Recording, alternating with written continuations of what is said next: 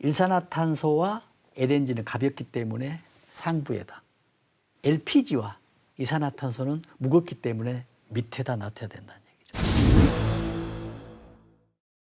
실시간 재난안전 정보방송 재난안전 119 안전토크 시간입니다. 날씨가 따뜻해지면서 야외 활동이 많아지고 이제 캠핑도 많이들 가게 되는 그런 시기인데요. 그래서 오늘은 캠핑장 안전 그리고 화재에 대한 대처에 대해서 준비를 해봤습니다. 이송규 한국안전전문가협회 회장님과 말씀 나눠보겠습니다.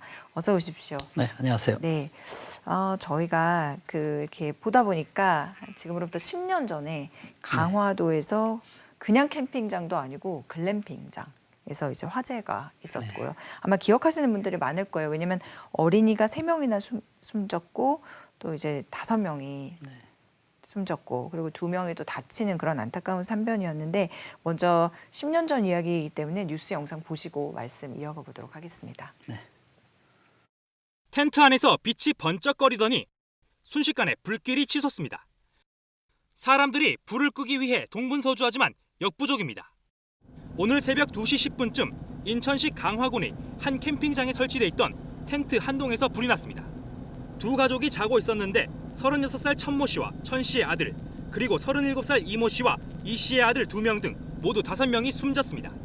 이 씨의 8살 난 둘째 아들은 옆 텐트에 있던 43살 박모 씨가 가까스로 구해냈지만 전신에 화상을 입어 병원으로 옮겨졌습니다. 합동 감식 결과 불은 텐트 안에 있던 냉장고 주변에서 시작됐고 깊이 잠들었던 두 가족은 손 쓸 틈도 없이 화를 당했습니다. 현장에는 이런 텐트가 있었지만 불이 나면서 순식간에 타버렸고 지금은 잿더미만 남았습니다. 불이 난 캠핑장의 펜션과 텐트는 신고를 하지 않은 시설로 화재 보험에도 가입돼 있지 않았습니다. 경찰은 펜션업주와 관리인 등을 불러 과실 여부를 조사하는 한편 정확한 화재 원인을 밝히기 위해 내일쯤 사망자들을 부검하고 펜션을 압수수색하기로 했습니다. 불이 난 텐트와 같은 텐트의 내부입니다. 16제곱미터 크기의 전기 열선을 깐 난방 시설은 물론 냉장고와 텔레비전 등 가전제품에 전기 콘센트까지 갖추고 있습니다.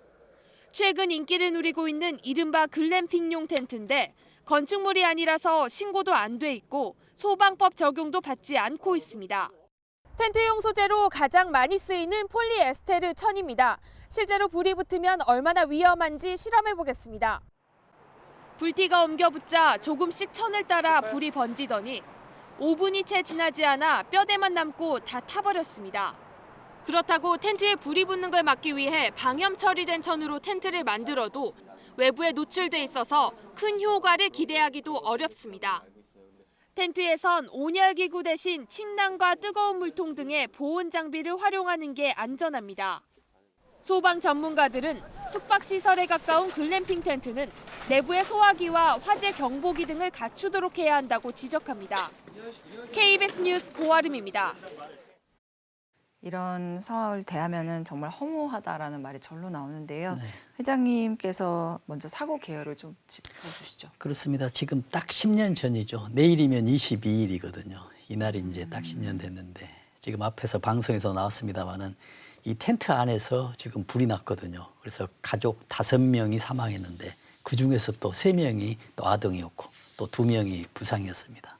근데 이 내용을 자세히 보면은 정말 우리 대한민국의 10년 전이지만 그 안전관리, 안전제도의 어떤 현 주소라고 볼 수밖에 없습니다. 왜냐하면 불법 영업이었거든요. 허가되지 않는 영업장이니까 불법 영업이죠. 네.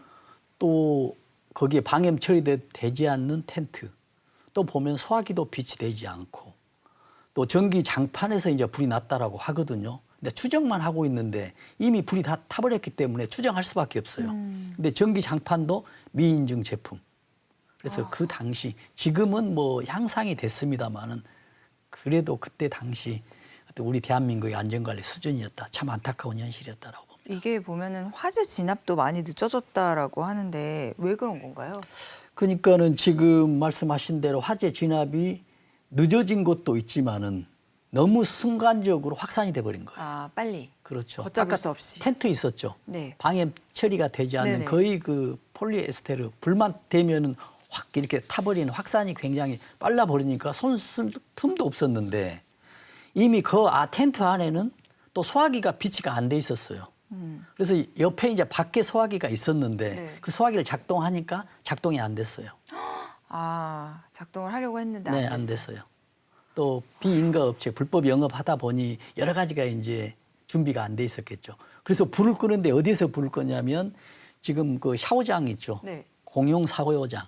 그 물을 퍼다가 이렇게 불을 껐는데 이미 그때 당시에는 이미 사망자가 발생했었죠. 그리고 특히 이제 이런 그 텐트 있지 않습니까? 우리가 인디언 텐트라고 하는데 우리가 이제 그 원주민들이 사용하는 큰 텐트에 저기 그림상으로 보이죠. 지금 원추형으로 돼 있잖아요. 네.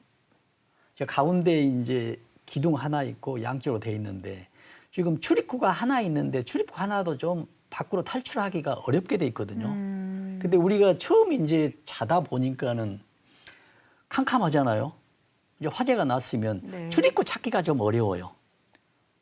아, 그러니까 당연하게 느껴지는 출입구가 안 보인다. 그렇죠. 그래서 이제 우리가 이제 밖에서 잠을 잘 때 이런 텐트에 있으면은 가장 이제 출입구가 좋은 곳은 바로 잠을 자고 일어났을 때 눈앞에 보이는 텐트가 출입구가 있으면 가장 대피하기가 쉽겠죠. 출입구가 내 눈 뒤에 있다, 등 뒤에 있다, 머리 뒤에 있다라고 하면 찾기가 좀 어렵잖아요. 비상시에 바로 눈을 뜨고 일어났는데 앞에 출입구가 보인다. 바로 대피할 수 있는 그렇죠, 그렇죠. 이런 잠자는 위치도 가능하다면 이렇게 맞추는 것이 좋겠습니다. 그러니까 텐트 안에 들어갈 때 그때 생각해야 될 게 출입구가 내 눈앞에 있으면 가장 좋겠죠. 아무래도 직관적으로 그냥 달려 나갈 수가 있으니까요. 그렇죠. 그래서 확산의 어떤 큰 원인은 진압을 하지 못한 이유는 여러 가지도 있지만 소화기도 안 됐었고 또 사용하는 제도도 확산이었었고 또 이 텐트 자체에 여러 가지 문제가 있어서 그 진압이 확산보다 훨씬 더 늦었다 이렇게 네, 볼 수밖에 없습니다. 알겠습니다. 그 아까 제가 글램핑장이었다고 말씀을 드렸는데 요즘 언제부턴가 이 글램핑 이런 말이 많이 쓰이거든요. 네. 이게 혹시 일반적인 캠핑장하고는 차이가 있나요? 그렇습니다. 지금 글램핑장이라는 글램핑, 캠핑, 뭐 글램핑 하면은 이게 이제 일반적인 용어거든요. 공식적인 어떤 법률 용어가 아닙니다. 지금 관광진흥법에서는 공식적인 용어가 야영장업이라고 돼 있거든요. 어떤 그 야영에 적합한 시설을 갖춰서 관광객들에게 이용하는 업을 야영장업이라고 하는데 네. 이 야영장업이 일반인 야영장이 있고 자동차 야영장이 있습니다. 그다음에 일반 야영장업은 일반 공간을 만들어 놓고 공용시설 화장실이나 샤워장을 만들어 놓고 어떤 장소를 제공해 줍니다. 네. 장소 임대료 하죠. 일반 이제 우리가 캠핑장 하면 그렇게 생각하잖아요. 그런데 여기 글램핑장은 그 용지에 텐트를 이미 다 만들어 놓은 겁니다. 거의 숙소나 다름없어요. 그렇죠. 안에 조리기구가 다 있고 뭐 TV 있고 샤워장까지 있는 곳이 있습니다. 그런 게 이제 일반 야영장에 우리가 이야기하는 고급화된 우리 글래머러스한 이런 좀 크고 또 화려한 이런 이제 캠핑장을 우리가 일반적으로 부르거든요. 네. 그런데 이제 또 하나는 우리가 자동차 어떤 야영업자고 있는데 지금 사고 난 것 이거는 일반 캠핑장과 업종은 다르지만 내용 시설 면에서는 굉장히 그 좋은 큰 이런 그 숙소나 다름없는 곳이다 이렇게 해석하면 되겠습니다. 네. 근데 아까 보니까 텐트 내부에 뭐 전기 장판, TV, 셋톱박스 뭐 이런 전기 제품들이 많이 있는데 이거를 쓸 때 안전 조치가 필요할 것 같다는 생각이 들거든요. 근데 이런 글램핑용인 텐트는 이제 건축물이 아니기 때문에 안전 규정이 없는 거예요. 그렇습니다. 그 당시까지만 해도 지금 어떤 일반 야영업장은 텐트가 이동용이지 않습니까? 그렇다 보니 건축물이 아니에요. 그래서 안전 규정이 이제 빠져 있었죠.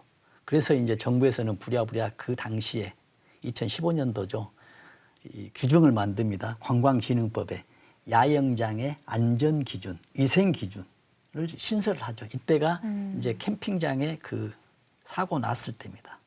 그래서 그 이후에 이제 뭐 등록을 받고 뭐 신고를 받고 뭐 허가를 하는데 이 야영장은 우리가 그 허가를 받을 때 네. 신고 기준이 있고 뭐 등록 기준이 있고 인허가 기준 이 3단계로 돼 있는데 이제 두 번째 등록 기준이거든요. 등록 기준은 거의 뭐 형식적인 단계입니다. 어떤 조건만 맞추어지면은 영업 등록증을 가지고 받으면 이제 영업을 하는 그런 좀 허술한 제도이기 때문에요. 좀 우리가 앞으로 더 주의해야 되겠다라는 생각을 듭니다. 네. 이게 이제 10년 전 얘기이기 때문에 지금은 그럼 어떤지 궁금한데 이런 글램핑용 텐트가 소방법 적용을 받고 또 안전 기준은 어떤 내용들이 보강됐는지 어떻습니까? 네, 그래서 아까 말씀드린 대로 그 안전과 위생 기준이 신설이 됐다 했잖아요. 2015년도에. 그 네. 이후로 촘촘하게 돼 있습니다. 그 내용을 이제 한번 보면 네. 지금 그 일반 그 텐트 안에서 야영 시설 안에서는 전기용품하고 화기용품을 사용하지 않도록 안내를 하고 있어요. 사용의 금지가 아니라 사용하지 말아라고 주로 안내를 하고 있습니다. 권유 정도. 그렇죠. 위험하니까. 그 다음에 또 뭐가 되냐면 야영용 이 시설에 이제 텐트 시설 되겠죠. 여기에 소화기하고 단독 경보용 연기 감지기를 설치하도록 돼 있어요. 네. 왜냐하면 지금 불이 났을 때 연기를 감지하면 어떤 알람을 제공해 줘야 되잖아요. 그렇죠. 여기에 또 뭐가 있냐면 일산화탄소 농도 측정기. 일산화탄소가 어느 정도 이상이 되면 경보를 알려주는 이런 거. 또 누전 차단기, 손전등 이러한 것들이 전부 다 의무 비치하도록 야영장의 안전위생 기준에 포함이 돼 있습니다. 이제 개선된 이유죠. 그다음에 또 야영 시설에는 어떤 텐트 같은 데는 3m 이상의 유격거리도 두게 돼 있어요. 네. 또 안에서는 우리가 화목난로, 또 펠릿이라고 하거든요. 우리가 톱밥 이런 게 있죠. 톱밥을 압축시켜 보면은 연료처럼 나무화 돼 있잖아요. 이걸 펠릿이라고 하는데 이런 연료도 사용 못하게 돼 있고, 그래서 여러 가지 어떤 안전 규정들이 세분화돼 있어서 관리를 하고 있는데, 이것도 중요하지만 더 중요한 것은 불법 영업을 해버리면은 이 단속에 적발되지 않으면 이 갖추지 않고 불법적 영업을 할 수 있기 때문에 정말 우리가 사용하는 사람이 의무적으로 확인하지 않으면 어떤 특단의 방법이 없을 수도 있다라는 이런 생각이 되기 때문에. 그렇군요. 지금 말씀하신 거의 연장선상에서 골든 액션이라고 할 만한 거 있을까요? 캠핑장 화재 발생 시. 그렇죠. 우리가 이제 어떤 재난이나 발생하면 이제 크게 두 가지 어떤 단계로 보거든요. 어떤 재난의 예방, 그 다음에 대응. 근데 우리가 불로 보면, 화재로 보면은 화재 예방 단계, 화재 대응 단계. 화재가 불이 나지 않기 위해서는 어떻게 해야 되고, 난 다음엔 어떻게? 나는데 이제 화재가 났을 때는 그럼 대응을 어떻게 할 거냐는 얘기죠. 지금은 이제 예방, 앵커께서 질문하신 게 지금 우리가 예방이겠죠. 불이 나지 않게 예방을 어떻게 할 거냐는 얘기죠. 지금 불이 나게 안 나려고 하면은 가장 중요한 거는 그렇잖아요. 지금 전부 다 등록돼 있다라고 하는데 등록 자세히 보지 않으면 등록돼 있는지 불법 영업인지 알 수가 없거든요. 그래서 우리가 그 시설을 활용하려면 불법 영역인지 등록돼 있는지를 활용을 하고 등록돼 있으면 해야 되겠죠. 그리고 거기를 갔어요. 가면 이제 텐트가 있잖아요. 그러면 텐트가 아까 방음 처리 안 됐었잖아요. 네. 방음 처리가 돼 있는지 확인을 해야 되겠죠. 텐트에 보면은 방음 마크가 돼 있습니다. 방염, 방염. 염. 네. 그래서 불에 타지 않는 걸로 코팅이 돼 있으면 이 텐트는 불이 잘 타지 않는다라고 이제 이렇게 또 돼 있으니까 확인해야 되고요. 특히 또 이제 불이 나지 않게 하기 위해서는 어떤 전열기구 있죠. 지금 모든 것들이 이제 전열기구에서 거의 대부분 발생을 그렇죠. 하거든요. 그렇죠. 그래서 전열기구를 최소한으로 사용해야 되겠죠.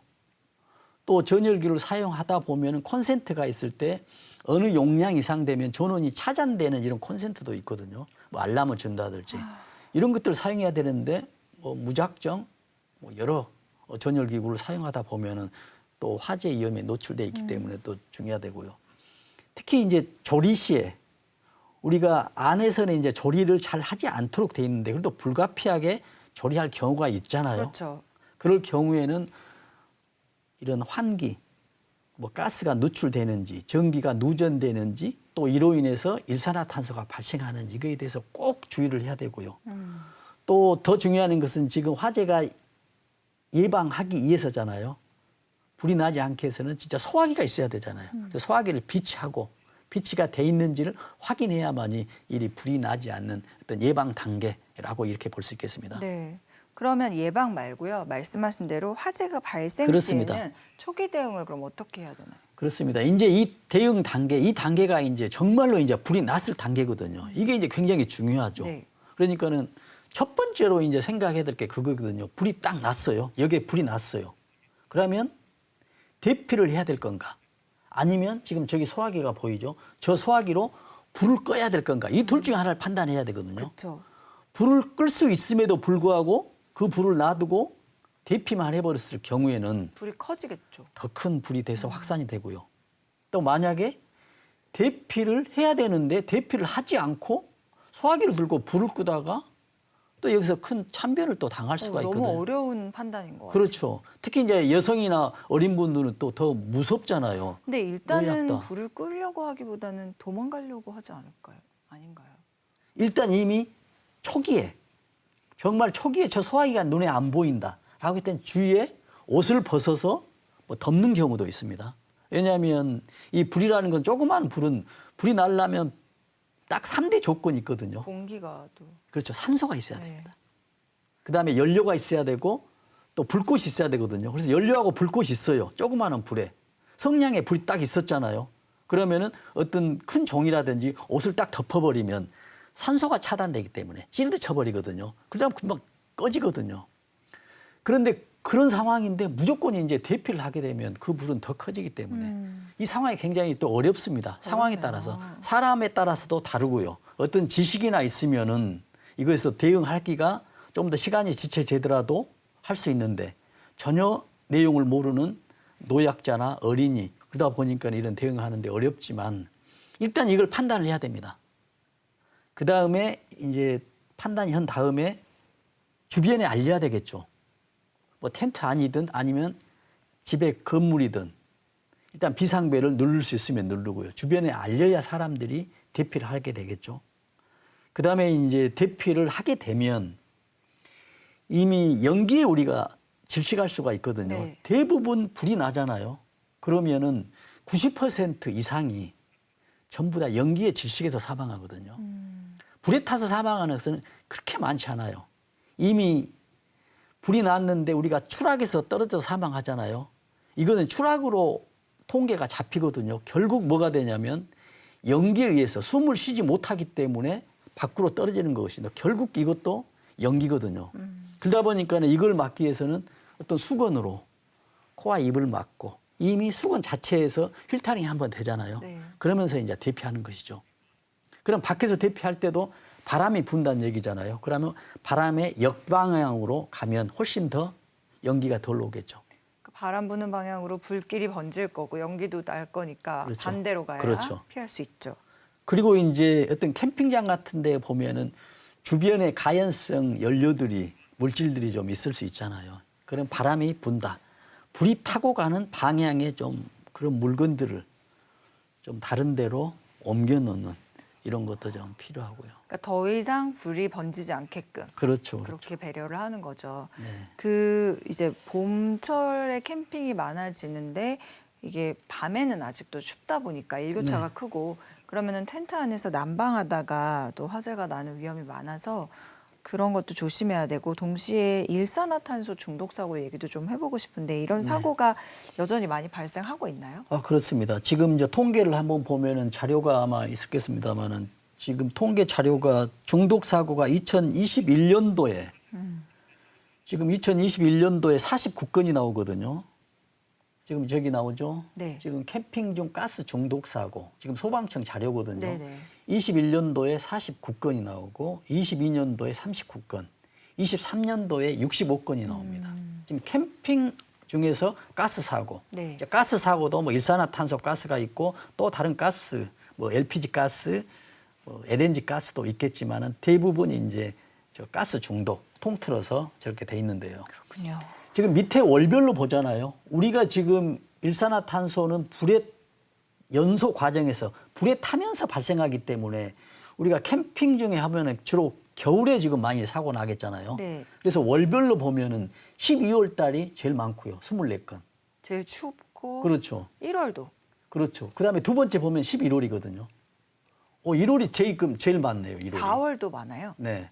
4월이 네 번째로 많습니다. 네. 결국 이제 4월이 많다는 얘기는 겨울에 추워서 캠핑을 가지 않았다가 날씨가 좀 풀리면 캠핑을 가는데 그래도 지금 아까 앵커께서 말씀하신 대로 일교차가 밤에는 많기 때문에 어떤 뭐 난로나 연료를 피울 수 있잖아요. 그러다 보니 지금 25건 사고가 많이 나고 있습니다. 그래서 지금 3월인데 아마 캠핑이 많은 어떤 4월 특히 가스 중독 주의해야 되겠다. 그런 말씀 다시 한번 드립니다. 그 일산화탄소나 이산화탄소가 얼마나 위험한가요? 그러니까 지금 우리가 그 전에도 이제 뭐 말씀 드리고 있습니다만 굉장히 이게 헷갈려요. 저도 헷갈리거든요. 우리가 일산화탄소, 이산화탄소, 뭐 탄소 하나, 이산화탄소, 탄소 2개 뭐 하는데 우리가 일산화탄소는 몸에 안 좋아요. 유해하거든요. 네, 일산화탄소. 네. 근데 이산화탄소는 몸에 무해합니다. 해는 없어요. 네. 근데 우리가 불을 피울 때 이산화탄소가 발생하거든요. 근데 만약에 밀폐된 공간에서 불을 피우면 산소가 점점 부족해지죠. 네. 여기서 만약에 불을 피운다면 공기 중에 산소가 있겠죠. 그럼 불이 맨 처음에 잘 타거든요. 나중에 보면 연기 나고 잘 안 타죠. 이때 공기가 불을 피우면 산소를 점점 없애면서 산소가 부족하기 때문에 이 자체에서 연기가 막 나고 하죠. 이때 나오는 게 일산화탄소거든요. 아예 산소가 없어버리면 불은 꺼지는데 꺼지기 직전 상황이 있죠. 이때가 이제 일산화탄소인데 네. 이제 일산화탄소는 굉장히 인체에 유해, 무섭습니다. 그래서 우리가 이제 또 보면은 일산화탄소가 많으면은 일산화탄소가 중독됐다 하잖아요. 많으면. 그러면 우리가 숨을 쉬면 일산화탄소를 흡입이 되죠. 보통 연탄가스. 그렇죠. 연탄가스가 일산화탄소 가스 중독입니다. 그래서 연탄가스가 나오면 일산화탄소 나오면 우리가 숨을 쉬잖아요. 숨을 쉬면은 이 혈액이 산소를 가지고 우리 장기에 배달을 해야 되는데 이 헤모글로빈 이 혈액이 뭘 좋아하냐면 일산화탄소를 좋아해요. 그래서 친화력이라 하거든요. 친화력이 산소보다 200배가 더 높아요. 그러니까 예를 들어서 이런 경우가 있죠. 산소가 200이 있고 양에 일산화탄소가 1이 있어요. 그럼 200배의 산소가 더 많잖아. 일산화탄소가 1이고. 그럼 우리가 이 양을 동시에 숨을 쉬었을 때 이 혈액은 일산화탄소 1을 흡수를 해가지고 우리 장기에 배달해 버리는 거예요. 그래서 이제 장기는 산소가 없으니까 우리 신진대사가 이제 점점 스톱이 돼가는 과정이죠. 이게 이제 중독이거든요. 네. 그러면 지금 아까 이산화탄소는 또 중독이라 하지 않고 해가 없다고 했잖아요. 근데 이거는 또 질식이라고 합니다. 이산화탄소에 의한 질식. 네. 왜 그러냐면 지금 여기 밀폐된 공간에 이산화탄소가 있었다라고 점점 많아지면 이산화탄소가 산소보다 무거워요. 공기보다 무거워요. 네. 그러다 보니까 점점 쌓이겠죠. 쌓이면 어떻게 돼요? 시간이 지나면 코 있는 데까지 오면 숨을 쉬면 산소가 들어오지 않는 상태가 질식이잖아요. 이미 이산화탄소가 여기까지 코 위까지 와버렸으니까 산소가 아예 없는 상태가 돼버린 거죠. 물속이 돼버리나 다름없는 거죠. 그래서 이산화탄소는 질식입니다. 그러나 이산화탄소는 조금 마시면 우리한테 무해해요. 그래서 이산화탄소가 독이 있어서 우리한테 해를 주는 게 아니라 이산화탄소가 무거워서 산소를 차지할 수 있는 공간을 이산화탄소 차지해서 숨을 못 쉬기 때문에 질식된 상태거든요.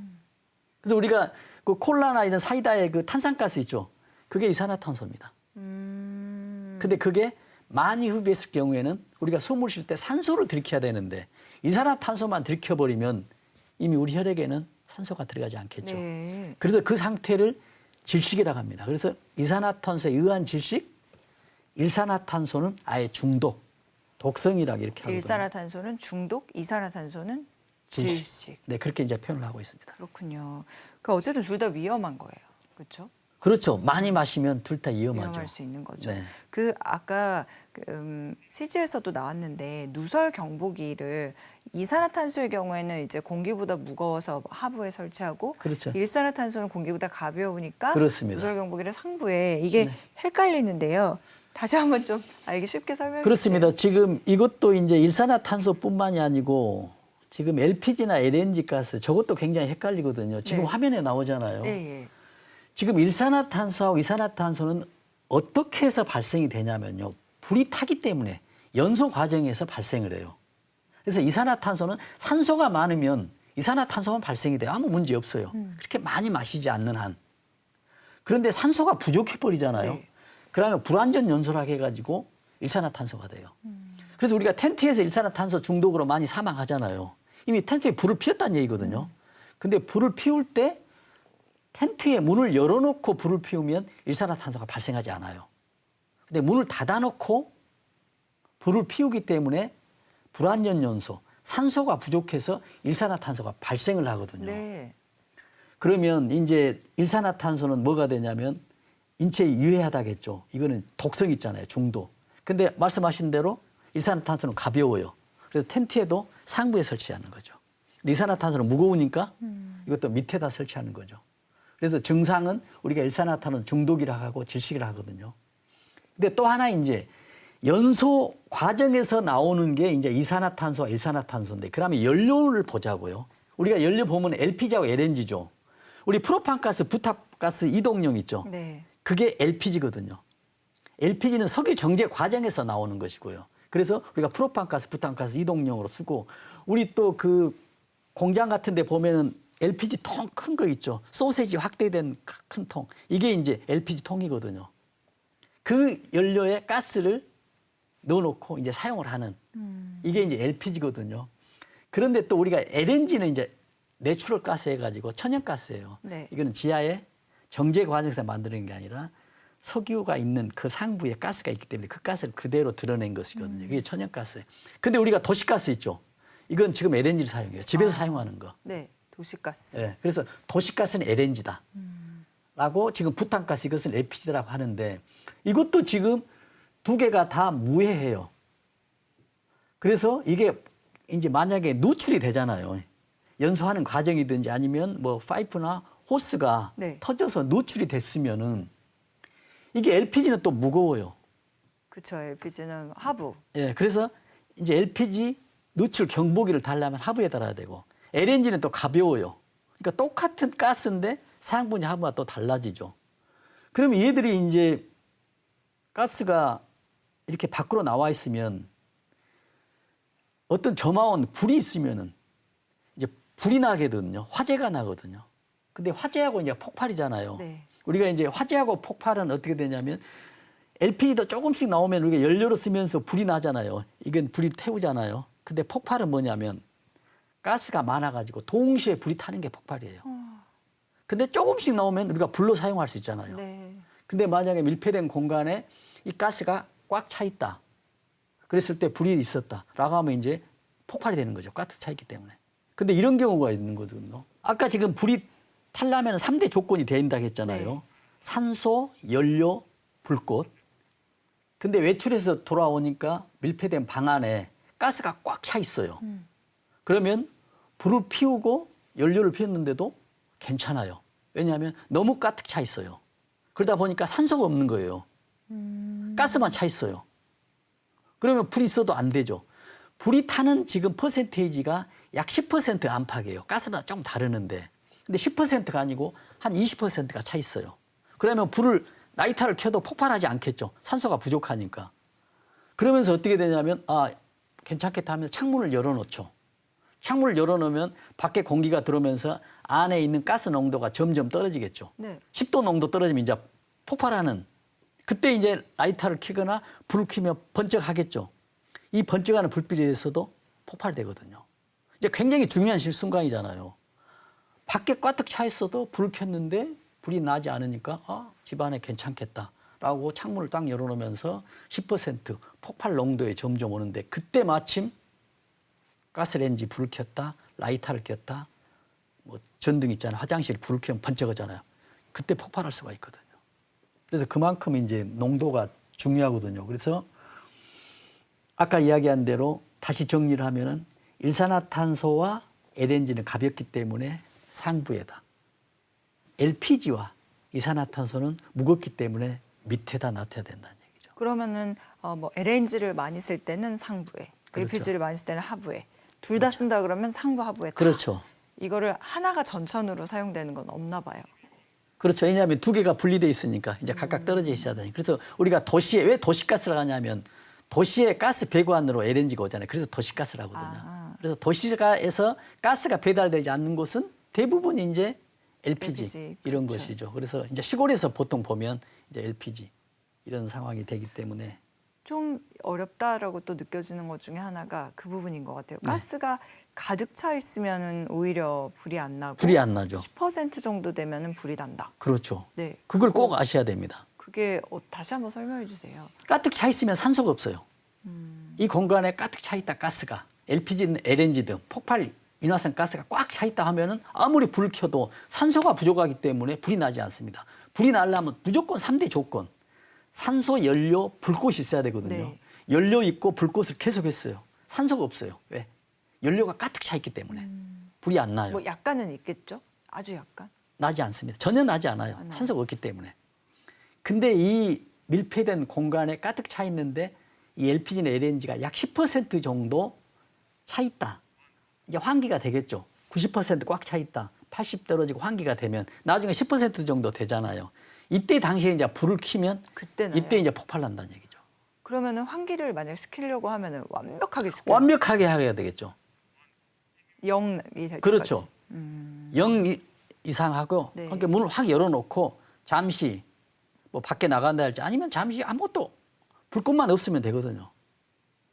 불꽃은 점화원만 없으면은 10%가 돼도 또 상관이 없어요. 네. 그래서 그 불꽃은 어디 불꽃이냐면 나이타나 가스레인지 이게 아니고 전기 전원이 있죠. 불을 딱 켜면 스파크가 잠깐 일어나죠. 이거에 의해서 폭발이 되거든요. 그러다 보면 환기를 시키면 약 10분 정도 그냥 문 열어놓고 네. 다른 거 하지 않고 그냥 어떤 뭐 담소 나눈 다음에 환기 됐다 하면 이제 조심스럽게 하면 되겠죠. 네. 자, 화제를 조금 바꿔서 지난 16일에 유럽 발칸반도에 있는 북마케도니아에서 클럽 화재가 있었습니다. 또 수십 명이 목숨을 잃는 그런 사고였는데요. 관련 뉴스 영상 또 먼저 보시고 말씀 이어가겠습니다. 열창하는 무대 위 가수 주변으로 화려한 불꽃이 발사됩니다. 불꽃은 천장으로까지 높이 튀어 화염이 일기 시작합니다. 갑작스러운 화재에 음악을 멈추고 소화액을 뿌려보지만 불은 순식간에 무대를 포함한 나이트클럽 전체를 뒤덮었습니다. 현지 시각 16일 새벽 2시 반쯤 북마케도니아의 작은 마을 코차니에 있는 한 나이트클럽에서 난 대형 화재로 최소 59명이 숨졌습니다. 부상자 155명 가운데 18명은 위중한 상태입니다. 화재 당시 클럽 안에는 인기 힙합 가수의 공연을 보기 위해 약 1,500명 정도가 모여 있었으며 대부분 10대와 20대였습니다. 사고 현장을 방문한 북마케도니아 내무부 장관은 공연 중 조명 효과를 위해 사용된 불꽃 장치로부터 화재가 발생했다며 불꽃이 인화성 물질로 된 천장에 닿았다고 설명했습니다. 유족들은 슬픔 속에 사고 현장을 떠나지 못하고 있습니다. 북마케도니아 정부는 화재 초기 조사에서 나이트클럽이 적정한 허가를 받지 않고 운영됐다고 밝혔습니다. 내부 공식 수용 인원인 250명보다 최소 2배 초과에 수용했고 뇌물수수와 부패 의혹의 근거 또한 있다고 발표했습니다. От страна на МВР во координација со јавното обвинителство се постапува во овој момент и во Министерството за економија, од каде се обезбедува документација поврзана со предметната дискотека, како и лица поврзани со истата. 유럽연합과 나토를 비롯해 불가리아와 그리스, 알바니아 등 인접국들은 애도를 표하며 사고 수습 지원을 약속했습니다. 파리에서 KBS 뉴스 이화진입니다. 네, 이게 그러니까 적정한 허가를 받지 않고 운영되고 있었다. 이거는 또 어떻게 봐야 될지 사고 개요 같이 짚어볼까요? 그러니까요. 지금 여기도 마찬가지거든요. 우리나라가 지금 아까 이야기하는 지금 글램핑 사고 났잖아요. 네. 무허가 건물이었잖아요. 여기도 마찬가지입니다. 무허가 건물. 공통점이 많아요. 또 뭐가 되냐면 화재 경보기도 여기도 미설치돼 있어요. 또 이제 우리가 나이트클럽에 이제 가장 중요한 것은 출입구가 한 곳밖에 없는 상황이잖아요. 네. 그렇기 때문에 무슨 불이 나게 되나 어떤 상황이 되면은 이제 서로 어떤 대피하다 보니 참 이렇게 나갔습니다. 그래서 여기서도 59명이 사망했고요. 이게 이제 대피하다가 그렇죠. 대피하다가 사망 난 거죠. 맨 처음에는 불이 난 상황을 인지하지 못해요. 불꽃 어떤 음악이나 이런 공연 과정에서 불꽃이 있었는데 천장에 불꽃이 있었는데 어떤 이것도 하나의 어떤 퍼포먼스로 이해하고 뭐 대피를 잘 못하죠. 대피를 뭐 안 하려고 하죠. 이것도 상황인 줄 알고 그러다가 59명이 사망했고요. 155명 부상자. 뭐 방송에 나왔습니다만은 수용 인원이 250명인데 최소 뭐 2배 이상. 지금 우리나라도 지금 어떤 게 있냐면 요즘에 시니어들이 많이 가고 있는 뭐 콜라텍 있죠. 여기도 엄청난 사람들이 많이 출입하고 있다고 하는데요. 특히 사람들이 많은 곳에는 뭐 어느 나라든 뭐 불문하고 이런 안전에 좀 많은 관심을 정부나 어떤 사용하는 사람도 좀 그런 데 관심을 좀 가져야 되겠습니다. 네, 이 사건을 보면은 이제 공연 중에 조명 효과를 주기 위해서 사용된 그런 불꽃 장치에서 화재가 발생했다 이렇게 돼 있는데 이런 거를 실내에서 쓰면은 위험할 수 있다는 생각이 안 들었을까요? 그러니까요. 이게 이제 안전무지죠.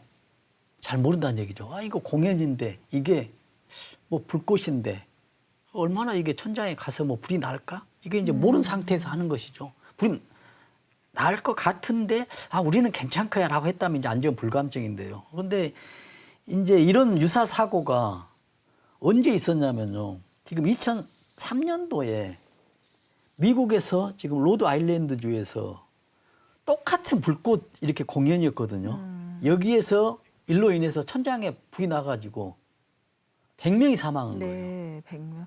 아, 이때도 정말 컸네요. 인명 피해 규모가. 근데 인명 피해를 보면은 이 동영상이 있거든요. 지금 지금 나가고 있는 거는 이제 북마케도니아 네. 사고 이번 사건이고, 네. 예, 지금 미국에 났었던 2003년도에 미국은 20여 년 전에 20여 년 전에 네. 로드 아일랜드 주에 그때 스테이션 나이트 클럽입니다. 아마 인터넷 그러니까 검색하면 이게 나오고. 뭐 후진국형 사고다라고 말할 수도 없네요. 미국에서도 이런 사건이 있었다면. 선진국이지만 안전 제도는 후진국이다. 이렇게 볼 수밖에 없죠. 네. 그때 당시에 정말 제가 이 영상을 보면은 한 3, 4분 만에 100명이 사망하거든요. 왜냐하면 1, 2분 만에 그 지하에 있는 전기가 스톱이 되거든요. 이제 압이 교환이 시작됩니다. 출입구 하나 있는데 사람들이 전부 그렇죠. 몰리죠. 그래서 100명이 이때도 사망하고요. 230명이 사망하는데 이것도 똑같습니다. 그러는데 또 미국에서 이제 사고, 이게 이제 유사 사고죠. 근데 미국에서 2003년도 또 한 달 전에, 3일 전에네요, 보니까. 2월 27일. 그때는 2월 20일인데 여기서도 보면은 나이트클럽에서 압사 사고가 나는데 21명이 사망하거든요. 이때는 불이 나는 게 아니고 여기서 나이트클럽에 있는 여자들이 손님으로 오는 그 사람들이 서로 싸움이 일어나는 거예요.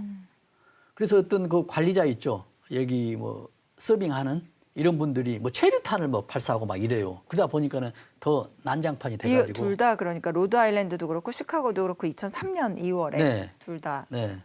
그래서 이런 큰 사고가 났습니다. 근데 이제 국내에서는 이렇게 큰 사고는 없었습니다. 나이트클럽 사고는. 네. 앞으로 이제 주의해야 되겠죠. 제가 걱정되는 거는 아까 콜라텍의 화재 사고. 여기도 나면은 엄청난 사고가 날 것으로 예측은 됩니다. 그래서 미리서 주의가 필요해야 되겠죠. 근데 국내 사고를 보니까는 2008년도 8월 20일에 서울 은평구 대조동의 한 나이트클럽에서 화재가 났거든요. 네. 근데 여기서는 그 손님들, 고객들이 사망하는 게 아니고 소방관이 3명이 사망합니다. 이런 또 안타까운 사고가 있었어요. 소방관이요. 네. 그러면 이거는 화재 진압 과정. 진압 과정에서 아, 그런 그러네요. 안타까운 사고가 있었습니다. 이게 그러니까 이번 화재도 그렇고 이제 나이트클럽 화재가 뭐 계속 유사하게 발생을 하고 있고 그다음에 한 번 나면은 이제 인명 피해 규모도 상당히 큰데 왜 이렇게 이게 계속해서 반복되고 있고 정말 예방할 수 있는 방법은 없을까요? 그러니까 지금 이렇거든요. 지금 나이트클럽 같은 데는 대부분 지하에 있잖아요. 그리고 또 방음 시설을 해야 되기 때문에 우리가 무창층이라 하거든요. 창문이 없어요. 아, 창문이 네. 있더라도 창문이 거의 적어요. 이런 구조로 돼 있기 때문에 우리가 그 피난 계단을 대피할 수 있는 계단을 이제 피난 계단이라고 하지 않습니까? 피난 계단이 있어요. 규정상. 그런데 그 피난 계단을 대피용, 피난용으로 사용하는 게 아니고 고객들 출입용으로 사용해 버리거든요. 그러다 보니까는 피난 계단이 없어져 버리는 겁니다. 그러니까 원래는 출입구 계단은 따로 있고 출입구는 엘리베이터 있죠. 예. 엘리베이터는 출입구예요. 네. 그리고 밑에 지하로 가는 거 있죠. 이건 피난 계단입니다. 그런데 고객들이 불편하니까는 피난 계단을 주 출입구로 사용해 버리는 거예요. 그러다 보니까 불이 나면 어떻게 돼요? 피난 계단이 없어져 버리는 것이잖아요.